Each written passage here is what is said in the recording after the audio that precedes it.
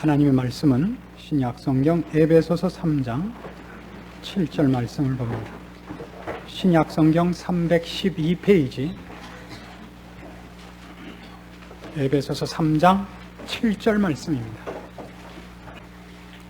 이 복음을 위하여 그의 능력이 역사하시는 대로 내게 주신 하나님의 은혜의 선물을 따라 내가 일꾼이 되었노라. 모든 성도 중에 지극히 작은 자보다 더 작은 나에게 이 은혜를 주신 것은 측량할 수 없는 그리스도의 풍성을 이방인에게 전하게 하시고 영원부터 만물을 창조하신 하나님 속에 감추었던 비밀의 경륜이 어떠한 것을 드러내게 하려 하심이라. 9절 말씀까지 봉독했습니다. 오늘 특별히 우리가 그런 기도 제목을 꺼낸 것은 오늘 바로 본문 내용 중에 그 문제에 관한 중요한 얘기가 나오기 때문입니다. 오늘날 기독교의 가장 큰 시험과 유혹거리가 뭐냐 그러면 기독교가 그 방향과 목적을 상실하고 있는 것이 아닌가 싶습니다. 기독교의 방향과 목적은 말하자면 축복은 아닙니다. 축복이 아닌 것은 아니지만 아닙니다.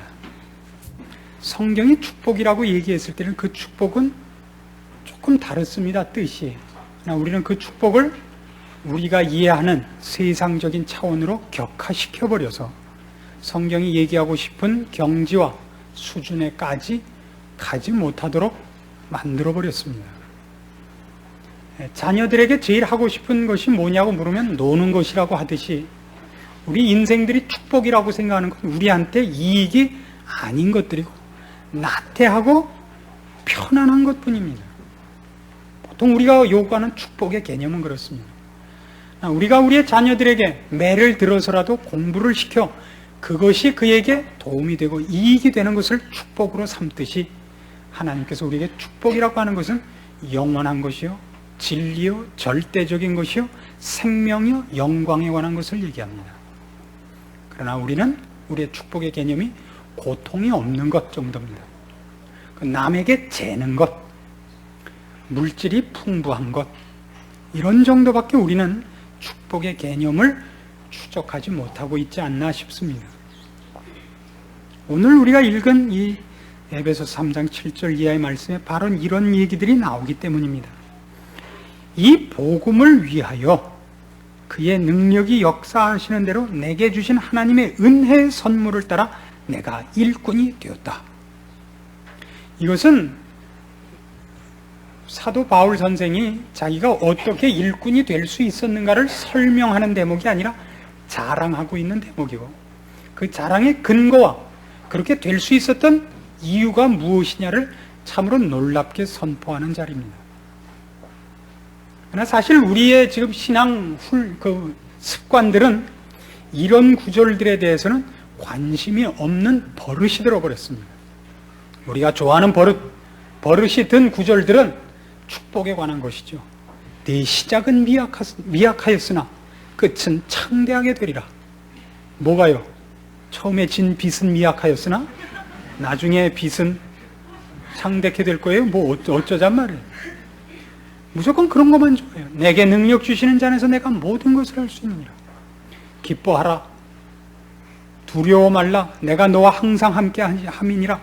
이런 구절들만 좋아하지. 그 구절들이 어떻게 쓰이고 어떤 목적과 어떤 뜻을 갖고 있는지 우리 전혀 관심이 없는 이상한 사람들이 되었습니다.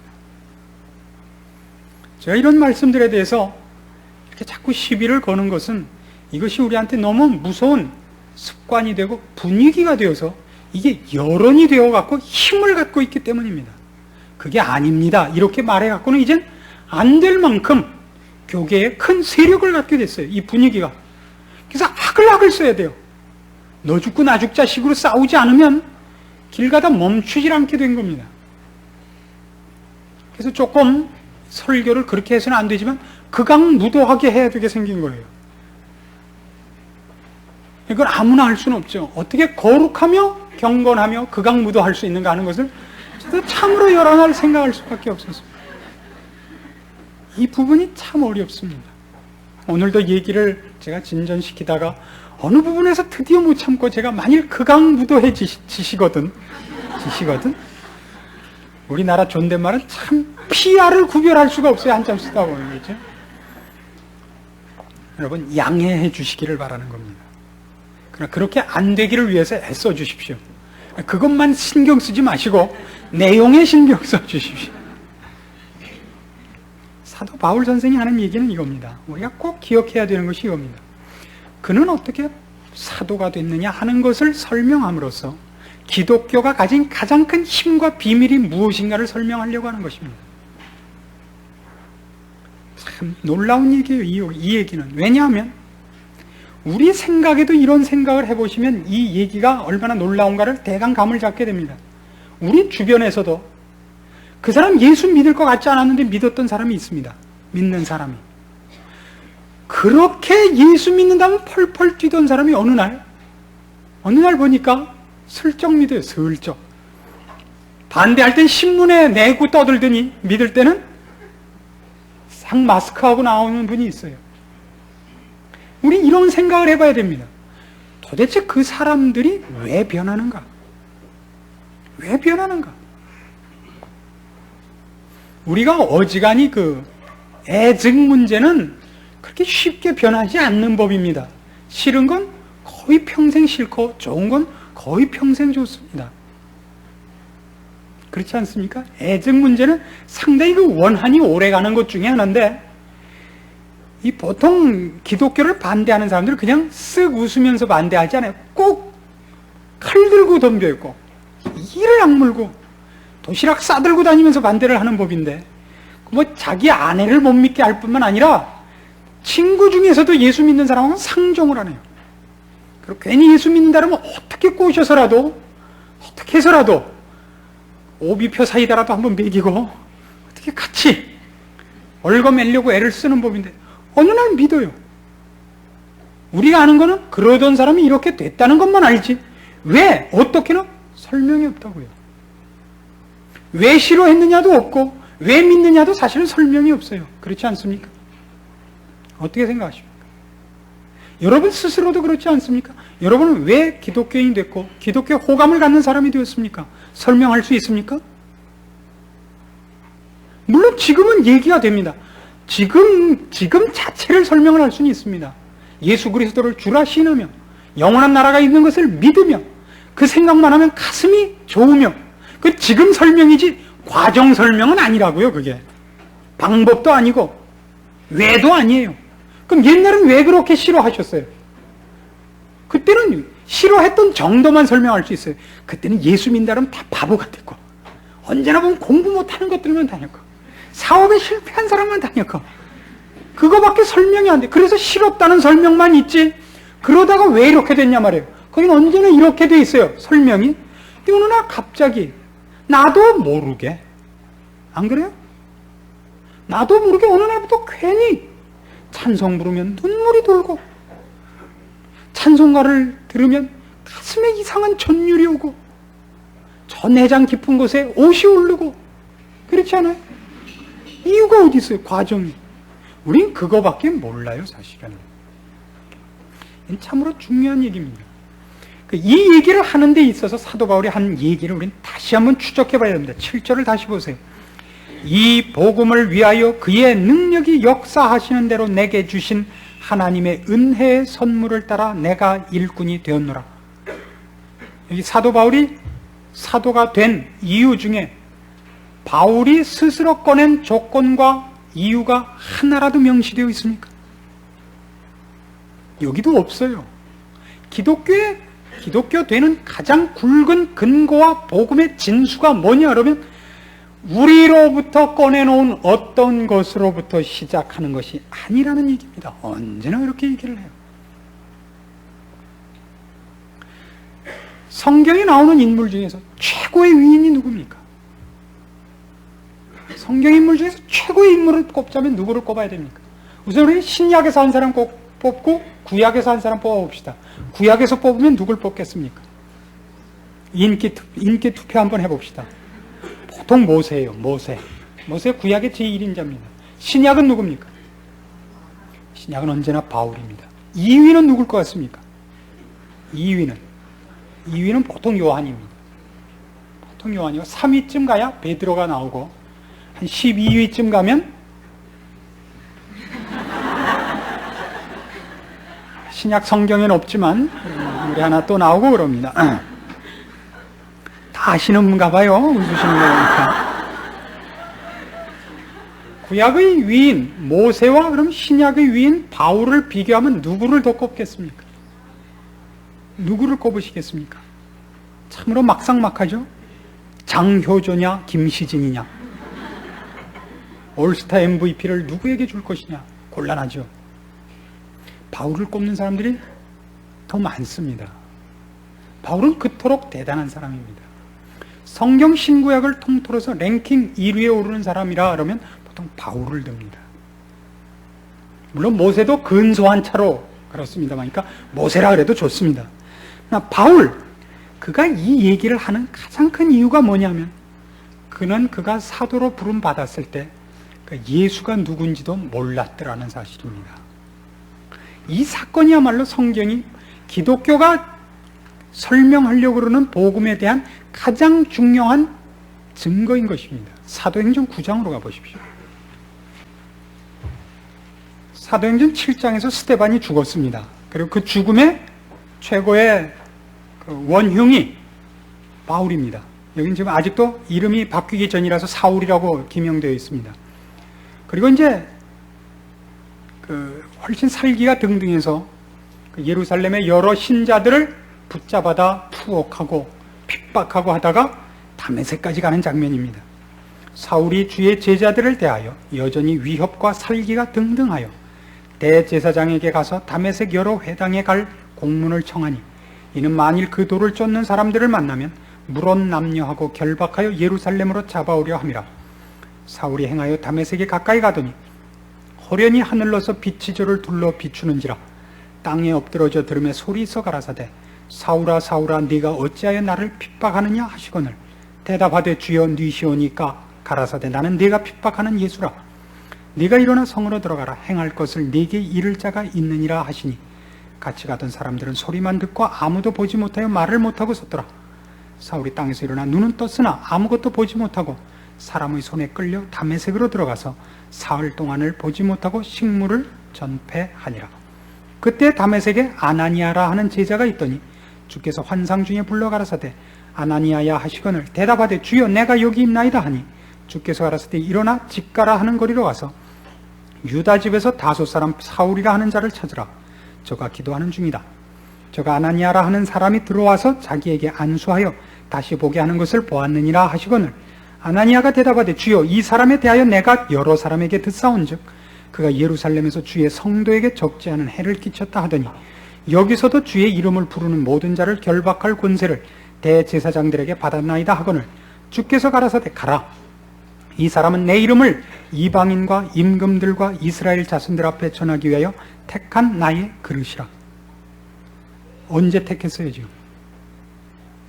지금 사울이 회개했어요, 안 했어요? 아직 안 했을 때예요. 사울은 지금 정신이 없을 때예요. 사울을 언제 찾아요? 하나님이. 예수님이 언제 찾아와요? 사울이 어쩌고 있을 때 찾아와요? 예수를 핍박하고 있을 때 와서 무엇을 그때 주는 거예요? 벌써 이방을 위하여, 많은 사람 앞에서 내 이름을 위하여 이방인과 여러 임금들 앞에서 복음과 나를 증거할 자로 택한 나의 그릇이라 그래요. 뭐 하고 있을 때요? 사울은 뭐 하고 있을 때? 예수를 핍박하고 있을 때, 실제로 예수를 믿는 많은 사람들을 잡아놓고 있을 때. 왜 이 말을 우리가 명심해야 되느냐 하면, 다시 이제 본문으로 돌아와 보세요. 에베소서로. 제가 이제 많이 나아진 거예요. 옛날에 이런 거 하면 막 올라갔는데 소리가 싹 내려오잖아요. 중요한 얘기를 하면 이제 싹 내려오기로 했어요. 잘 보세요. 이 복음을 위하여 그의 능력이 역사하시는 대로 내게 주신 하나님의 은혜의 선물을 따라 내가 일꾼이 되었노라. 사도 바울이 이걸 까먹을 수가 없어요. 그가 언제 이 일을 맡았느냐면, 자기가 예수를 핍박하고 예수 믿는 자를 잡아 가두고 다닐 때 주께서 붙잡고 시킨 거예요. 그 은혜와 선물이라는 얘기를 그가 안 할 수가 없어요. 거기 더 재밌는 얘기가 있어요. 다시 봐요. 이 복음을 위하여 그의 능력이 역사하시는 대로. 우리말로는 이렇게만 되어 있어요. 그의 능력이 역사하시는 대로. 그러나 원래는 직역을 하면 이렇게 되어 있어요. 직역을 하면 그의 능력이 기운차게 역사하시는 대로, 그런 뜻이에요. 그의 능력이 강력하게 역사하시는 대로. 그러니까 한 사람을 뒤집어 놓고 그가 가던 길에서 돌리는 데는 우리가 죄를 향하여 가던 힘보다 더 센 힘으로 바꿔놓은 힘이 있다 이거예요. 우리는 어떻게 생각하느냐 하면, 내가 주를 향하여 열심을 품고 주를 향하여 무엇을 꺼내놓은 것을 하나님이 받아서 써주셔서 뭐가 된다고 생각하기 일쑤인데, 지금 사도 바울이 기억하고 있는 건 뭐냐면, 그가 맡은 복음은 어떤 복음이냐 하면, 우리가 주를 모를 뿐만 아니라 주가 원치 않는 길을 향하여 열심히 뛰어가는 자를 거꾸로 오게 해요. 여러분, 이런 운동기구가 있는 걸 아세요? 집 안에서 달리기 연습을 하기 위해서 어떤 게 있죠? 이렇게 벨트가 이렇게 가고 있는 게 있죠.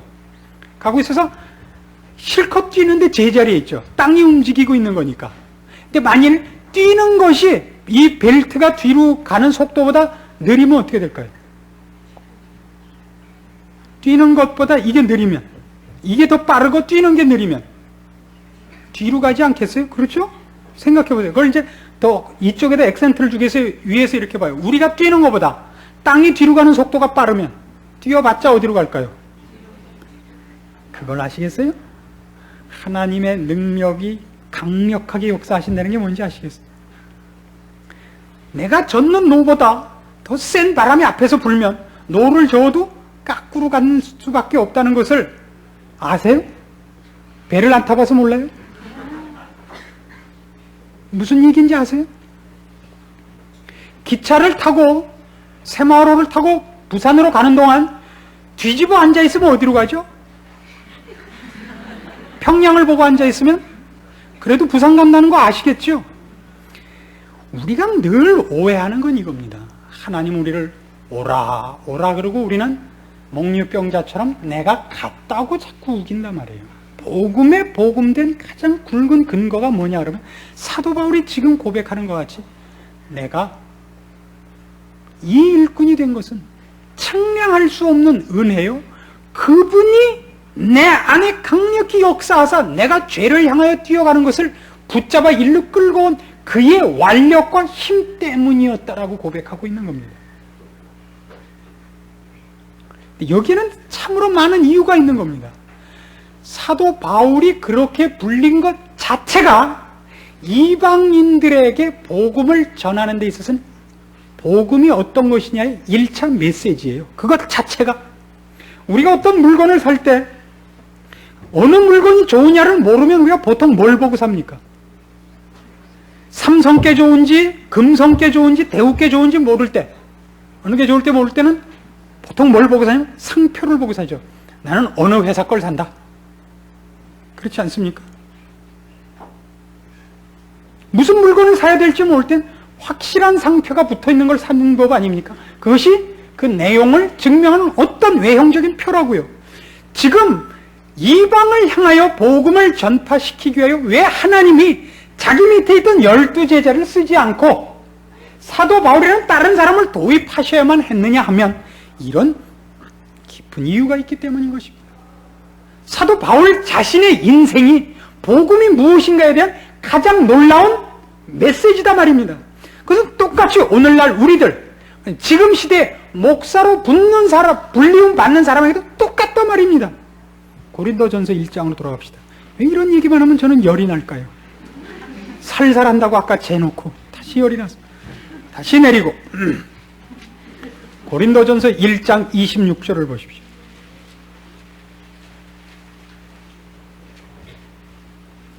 형제들아, 너희를 부르심을 보라. 육체를 따라 지혜 있는 자가 많지 아니하며 능한 자가 많지 아니하며 문벌 좋은 자가 많지 아니하도다. 그러나 하나님께서 세상에 미련한 것들을 택하사 지혜 있는 자들을 부끄럽게 하려 하시고 세상에 약한 것들을 택하사 강한 것들을 부끄럽게 하려 하시며 하나님께서 세상에 천한 것들과 멸시받는 것들과 없는 것들을 택하사 있는 것들을 폐하려 하시나니 이는 아무 육체라도 하나님 앞에서 자랑하지 못하게 하려 하심이라. 이 얘기는 뒤집어서 하나님을 알고 하나님의 진리와 생명을 얻는 것은 똑똑하고 있는 것으로 되는 것이 아니라는 증거이기 때문입니다. 한 교회가 형성이 되면 영적인 체제에 있어서는 하나님께서 이 메시지를 1차적으로 제시를 합니다. 그래서 목사 쳐놓고 똑똑한 사람이 별로 없어요. 아주 드물죠. 아주 드물어요. 강한 자가 없고 약하며 미련하다고도 있고 천하다고도 있어요. 천하다고. 이 말만큼 치명적인 말은 없지 않습니까? 밥 먹는 게 주접스러워요. 집에서 기르는 개하고 비슷하게 먹어요. 천하다고. 말을 제대로 할 줄 모르고 이 사람 쳐다보는 눈길이 흐릿해요. 그런 것들을 써요. 절대 좋은 것들을 쓰지 않아요. 사람이라고 붙일 것도 없어요. 나는 사람이 아니요 벌레 올시다. 예수님의 고백이라고요. 이걸 아십니까? 이 지금 제가 1차적으로 목사에다 붙였습니다만 다음엔 누구한테 붙일지 아시겠죠? 그게 신자가 이 땅에서 부름받는 1차적인 메시지입니다. 우리는 잘 되기 위해서 부름받지 않습니다. 우리는 못되기 위하여 부름받습니다. 무엇을 위해서죠? 사도 바울이 하나님이 누군지를 전혀 모르는 이방 세상에 나가서 복음을 전하는 데 있어서 가장 그 복음이 무언가를 전하는데 이익이 됐던 게 뭐냐면 자기가 옛날에 쪼다짓한 거란 말이에요. 자기가 스데반 죽인 사건이란 말이에요. 그리고 살기가 등등해서 가다가 얻어맞고 눈 멀었다가 뜬 사건이라고요. 나는 내가 하나님 앞에 진실되었고 하나님 앞에 잘해서 우등생이어서 이 자리에 있는 줄 아냐? 제가 여러분보다 더 바보였습니다. 저는 그 하나님께서 그렇게 귀히 쓰는 스데반을 죽인 자요.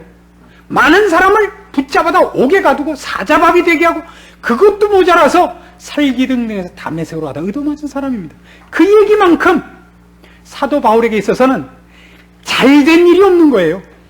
하나님의 일을 맡은 인생이라고 생각하자 그가 성공한 인생을 살아온 것보다 그 실수를 한 게 오히려 이익이더라 말이에요.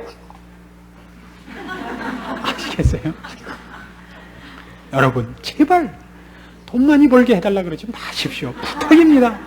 제발 좀 저 불러가지고 제발 돈 벌게 해달라고 기도해달라고 제발 좀 하지 마십시오. 아주 속상해서 그럽니다. 아시겠습니까? 우리 자식 좋은 대학 가게 해달라고 기도해달라고 제발 그러지 마십시오. 이제 입시가 곧 내일 모레로 다가오는데 전 그 기도 해줄 마음이 정말 쥐뿔도 없습니다. 아시겠습니까? 여러분의 아들들은 그저 180점만 맞으면 되지 않을까 이렇게 생각하는데 불만이시면 입시 때만 많은 점수 맞게 해주시는 교회에 잠깐 갔다 오십시오. 저는 도무지 그 기도를 해줄 마음은 없습니다. 아시겠습니까? 똑똑한 사람을 쓰시지 않는 이유를 알아야 됩니다. 똑똑한 것이 죄라는 뜻도 아니요 똑똑하지 말라는 뜻도 아닙니다. 하나님께서 우리에게 요구하시는 메시지가 뭔가를 알기를 바란다 이겁니다. 그래서 우리의 얘기는 달라져야 됩니다. 우리는 하나님께서 나와 함께 하심으로 내가 무엇을 갖게 됐느냐를 자랑하는 자가 아니라 우리가 얼마나 하나님의 뜻에 하나님의 마음에 하나님의 생각에 전혀 반대의 것을 요구할 줄밖에 모르는 자였는데도 불구하고 이 자리에 분리왔는가를 증명하기 위하여 살기 때문에 내 실패한 것과 모자란 것이 무기인 사람들로 쓰이고 있다는 것이 기쁘고 자랑스러운 자들이라고요. 그게 자랑스러운 자들이에요. 우리가 어떻게 잘된 게 있어야 돼요? 예수를 잘 믿었더니 역시 하나님이 축복하십니다. 제가 11조를 꼬박꼬박 냈더니 벌써 그라나다 타게 해주십니다. 이 얘기에 여러분 쉽게 속지 마십시오. 그건 하나님이 볼 때 그 사람은 그라나다 안 주면 도무지 예수 안 믿을 게 생겼으니까 그래 넌 이거나 먹고 거기 그냥 죽치고 있어라. 그렇게 붙잡은 사람이고 심부름도 안 내보내는 거야. 그래 넌 텔레비나 보고 있어라. 이런 사람이 있고 일을 시키려면 그렇게 갖고는 안 되는 거예요. 일 시키면 돈 맡긴 거 들고 나갔다가 자기가 사고 싶은 거 살 텐데 뭐 뻔한데요. 절대 그 일 안 시켜요.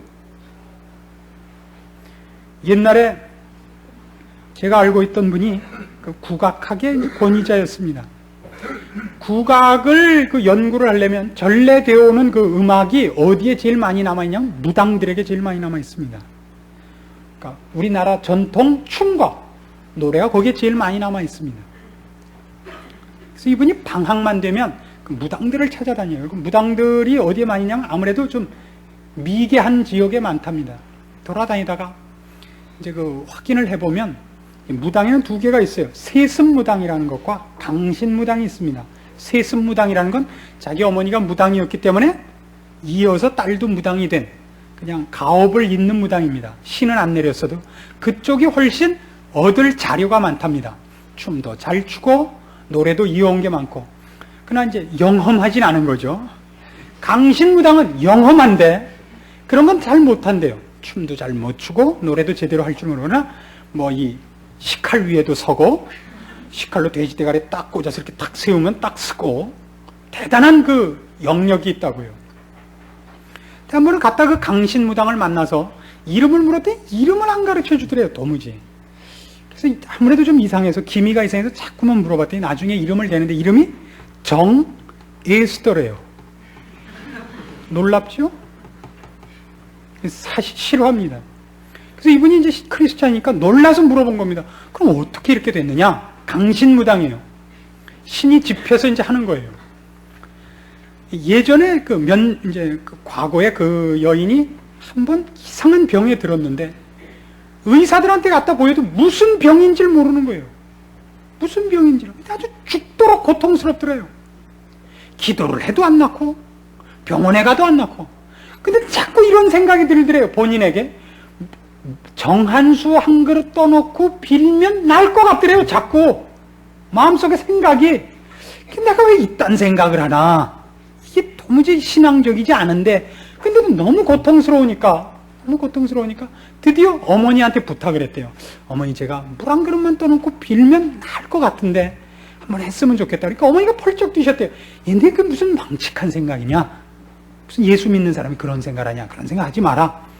너무 고통스럽고 낫진 않으니까 이제 할 수 없다. 너무 고통스러우니까 물을 떠놓고 빌었더니 정말 신이 내린 거예요. 그 뭐 그냥 어머니의 과거도 들추고 쫙 보면 아는 거예요. 당신 머리카락은 몇 개고 착 맞추는 거예요. 이런 일들이 우리들한테는 사실 굉장히 큰 교훈이 됩니다. 이걸 여러분에게 이렇게 공갈을 하기 위해서, 위협을 하기 위해서 하는 얘기가 아닙니다. 그러다 나도 어느 날 갑자기 뭐 이렇게 쉬우면 어떡하나. 진짜한테는 절대 안 쉬워요. 진짜한테는 절대 그렇게 쉬우지 않습니다. 그러나 제가 왜 이 예를 드냐면 우리는 결국 진리를 사수할 마음이 있는 자들이 아니라 그의 이익과 고통에 최고의 관심이 있는 자라고요. 그것이 틀린 줄을 알아도 고통을 덜기 위해서라면 우리는 영혼을 팔아먹을 수 있는 사람들이라고요. 이해하시겠습니까? 신자란 무엇이냐? 예수를 믿어서 세상에서 이익 보자는 사람이 아니라고요. 그것을 누가 가르쳐야 되죠? 1차적으로 말하자면 하나님 앞에 그 말씀을 부탁받은 사람들이 가르쳐야 됩니다. 오늘날은 근데 이것이 상거래로 전락했단 말입니다. 상거래로 전락했어요. 목사가 교인들한테 공갈을 치는 것이 뭐죠? 목사한테 잘못 보이면 하나님이 벌을 준다는 공갈 아닙니까? 그렇죠? 그럼 교인들이 목사한테 공갈 놓는 건 뭡니까? 당신 내 말 듣지 않으면 헌금 안 하겠소. 이거 안 해요. 너무 노골적으로 했습니까 제가? 아픈 데를 찔렀나요? 사실입니다. 이 부분을 우리가 해결하고 넘어가지 않으면 안 됩니다. 다행히 우리 교회는 그렇지는 않습니다. 왜냐하면 여러분들이 상식이 있으시니까. 그러나 따지고 들어가시면 우리는 결국 거기서 그렇게 멀리 떠나 있지 않습니다. 그것을 묘하게 표현할지 몰라도 비슷한 원리들과 본능들이 우리한테 있다는 걸 아셔야 됩니다. 어떻게 그걸 증명할 수 있냐면 우리가 예수를 믿었는데도 불구하고 우리 생활에서 물질적으로, 즉 세상적으로 이익을 얻지 못하고도 감사하고 만족하는 사람이 거의 없습니다. 그렇지 않습니까? 내 고통이 제거되지 않으면 목사부터 무는 거예요. 당신이 무능해서 우리가 이 고통 속에 있는 거라고. 당신이 모세같이 능력이 있었다면 반석에서 물이 나기도 하고, 지금은 물은 필요 없고 반석에서 돈이 나오게 할 거 아니냐고. 꼭 이렇게 물고 늘어지는 법입니다. 아시겠습니까? 신앙이 뭔지 그걸 알고 나면 여러분 마음속에 뭐가 찾아오는지 아십니까? 기쁨과 자랑이 있습니다. 감사가 있습니다. 내가 지금 갖고 있는 모든 것이 하나님 앞에 얼마나 필요한 것인가를 알게 됩니다. 내가 요구하는 것이 필요한 것이 아니라 하나님이 나에게 지금 여태껏 걷게 했었던 과거와 경험한 모든 것과 지금 갖고 있는 모든 약점이 오히려 할 말 있는 것이라는 걸 알게 됩니다. 사도 바울은 분명히 이 얘기를 했습니다. 내가 죄인 중에 괴순이라. 겸손하기 위해서 얘기하는 것 아닙니다. 복음이 무엇이며 은혜가 무엇이며 예수 그리스도가 우리께 오신 그 이유와 엄청난 베푸신 은혜가 무엇이냐를 설명하는 데 있어서는 사도 바울이 스데반을 죽인 것, 그래서 늘 얘기할 수 있는 것, 내가 죄인 중에 괴순이라, 그것보다 더 잘 이것을 설명할 단어는 없는 거예요. 그러기 위해서라면 사도 바울은 늘 내가 그때 자랑하던 모든 것을 배설물로 여기노라, 그것보다 더 확실한 얘기는 없어요. 나는 배설물이니라. 내가 자랑할 게 없노라. 자랑할 게 있으십니까? 우리가 아직도 기독교의 기억도 모르는 것인지도 모릅니다. 그것이 성경이 알게 하고 싶어하는 내용들입니다. 누가 우리를 이 자리에 서게 했다고요? 하나님이 하셨습니다. 그래서 우리한테 무엇을 요구하고 계시죠? 하나님께서 그의 강력한 힘으로 역사하시는 그 역사가 우리를 이 자리에 있게 했다는 걸 알게 하시기를 원하고 있습니다. 이방을 향하여 오늘도 예수 그리스도를 찾지도 않고 땡땡이 치고 있는 사람들을 향하여, 이게 바로 우리가 이 증인으로 서 있는 겁니다. 그들이 볼 때 우리가 이상한 사람들이어야 됩니다. 무엇이 그렇게 고마운가? 무엇이 그렇게 만족스러운가? 네가 나보다 잘나긴 했냐? 네가 나같이 아들 둘을 가졌냐? 딸만 넷까진 주제 많죠. 뭐 네가 뭐 이빨이 튼튼하냐? 네가 뭐 코가 잘생겼냐? 네가 나보다 테니스를 잘 치냐? 많죠. 그러나 우리는 할 말이 있는 거죠. 그래도 네가 모르는 거 하나 있다. 그리고 그것은 네가 갖고 있는 건 몽땅 합쳐도 그림자하고도 안 바꾸겠다. 그게 있는 겁니다. 그걸 확인하십시오. 사도 바울이 오늘 여기서 하고 싶은 얘기인 겁니다. 그것이 기독교입니다. 만일 그것이 확인되어 있지 않으면 우리는 참으로 우리가 누려야 할 자랑들과 승리들과 감사들을 놓치고 사는 가난한 사람들입니다. 우리가 누구죠? 우리의 인생을 나의 욕심을 위하여 채우기 위하여 허락받은 인생이 아니라 주께서 맡기신 인생을 그의 나라와 그의 영광을 위하여 살도록 요구받고 있는 일꾼들 아닙니까? 하나님께서 그 일꾼에게 밭을 갈라 하면서 농구를 주지 않고 일을 하라 그러겠습니까? 농사 짓는 기구를 주는 법입니다. 우리에게 걷게 하신 인생과 주어진 모든 환경과 내 손에 있는 조건들은 가장 좋은 것입니다. 할 줄 모르니까 낫 갖고 풀 베면 괜히 손만 비는 거예요. 그렇죠? 맨손으로 뽑는 게 낫죠. 누가 가서 하면? 서울 초원 사람들이 가서 농사 지면 낫이 있는 것이 더 불편합니다. 지게로 지는 게 더 불편하고. 우리는 어쩌면 그런 가난한 사람일 수도 있습니다. 열심히 우리의 어둠과 은혜들과 우리가 이 자리에 서 있는 이 놀라운 기적들을 음미하시고 감사하십시오. 자랑할 것이 여러분 속에만 있음을 알게 되실 것입니다. 감격할 것이 이미 있음을 알게 될 것입니다. 그의 능력이 강력하게 역사하여 우리를 이 자리에 있게 하신 것입니다. 이제 우리가 이 자리에 있을 아무런 조건도, 필요한 어느 것도 갖고 있지 않았는데도 불구하고, 그래서 우리는 외칩니다. 그의 은혜의 놀라움을, 그의 사랑의 기쁨을, 우리가 이렇게 바보인데도 찾아오신 그의 긍휼을, 우리 인생에서 가장 놀랍게 증거되고 전시되어야 할 우리 인생의 일거리인 것입니다. 기도하십시다. 하나님 아버지, 은혜를 감사드립니다. 우리가 이 자리에 있는 것이 하나님의 은혜인 것을 확인했습니다. 우리가 그때 하나님을 알지도 못했고 찾지도 않고 무엇이 길이요 진리인지도 모를 그때에 하나님께서 우리에게 강력히 역사하사 우리의 마음을 돌이키시고 주의 자녀의 자리에 앉히시고 우리의 눈을 띄우셨습니다. 이제 주의 자녀된 자로 헌신하며 충성하며 열심을 바쳐 사랑하는 아름다운 결심이 있게 하옵시고, 주 앞에 헌신하겠다는 열심이 우리의 생애를 주 앞에 바치는 것으로 나타나도록 간섭하여 주시옵소서. 우리의 생애를 통하여 영광 나타내시며 주의 자녀된 자들의 찬송과 감사를 받으시옵소서. 그리하여 이 시대와 이 민족 앞에 살아계신 하나님을 증거케 하옵시고, 하나님을 의지하여 사는 자들의 행복함을 저들에게 나타내게 하시옵소서. 예수님의 이름으로 기도합니다. 아멘.